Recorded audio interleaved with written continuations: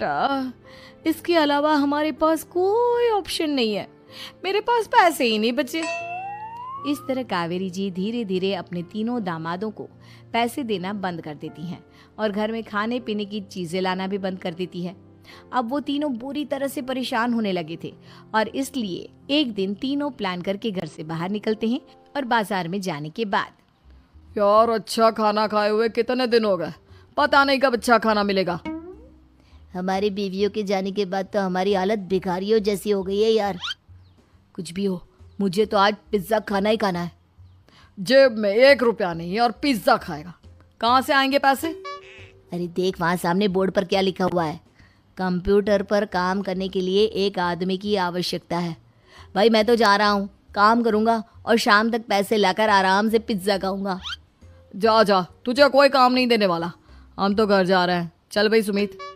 सुमित और अविनाश वहाँ से चले जाते हैं और विवेक उस कंप्यूटर शॉप पर सारा दिन काम करके 5,000 रुपये कमा कर घर लौट कर आता है और अपने खाने के लिए अच्छी अच्छी चीज़ें भी लेकर आता है। ये देखकर विवेक और सुमित के दिल में भी कुछ पैसे कमाने की इच्छा जागती है। अरे सुबह सुबह कहाँ चल दिए तुम? मम्मी जी एक बहुत अच्छी जगह मिली है, कंप्यूटर पर काम करने के 5,000 मिले थे कल मुझे। अगर रोज काम करूंगा तो पूरे 40,000 की तनख्वाह। अरे वाह, ये तो बहुत अच्छी बात है दामाद जी, आपको जाना ही चाहिए। सुमित और अविनाश विवेक को इस तरह तरक्की करते देखकर परेशान हो जाते हैं और वो दोनों भी काम की तलाश में निकल पड़ते हैं। धीरे धीरे उन दोनों को भी काम मिल जाता है। अब कावेरी के तीनों दामाद छोटी मोटी नौकरी करके अच्छा पैसा कमाने लगे थे। एक दिन कावेरी उन्हें अपने पास बुलाती हैं। अरे वाह, विवेक 40,000 कमा लेता है, अविनाश 60,000 और सुमित तुम भी 40,000 के आसपास कमा ही लेते हो। कुल मिलाकर तुम अच्छे खासे पैसे कमा रहे हो बेटा।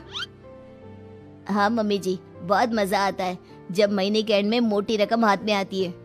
पूछिए मत मम्मी जी, घर में रहकर रोटी बना बना कर और तो जैसा महसूस होने लगा था मुझे तो। हाँ बेटा, तुम तीनों की बात तो बिल्कुल ठीक है और जानते हो अब तुम तीनों की पत्नियां भी वापस लौट कर आने वाली है। लेकिन मम्मी जी अभी तो उन्हें गए सिर्फ 2 महीने हुए हैं, आपने तो कहा था वो 4 महीने के बाद लौट कर आएंगी। ऐसा कुछ नहीं है बेटा, मैं सिर्फ तुम तीनों को सबक सिखाना चाहती थी कि आदमी घर में बैठकर बीवी की कमाई खाता हुआ अच्छा नहीं लगता। इस दुनिया में हर इंसान को मेहनत करनी चाहिए, काम करना चाहिए, चाहे वो औरत हो या आदमी, ताकि अपने परिवार को संभाल सके।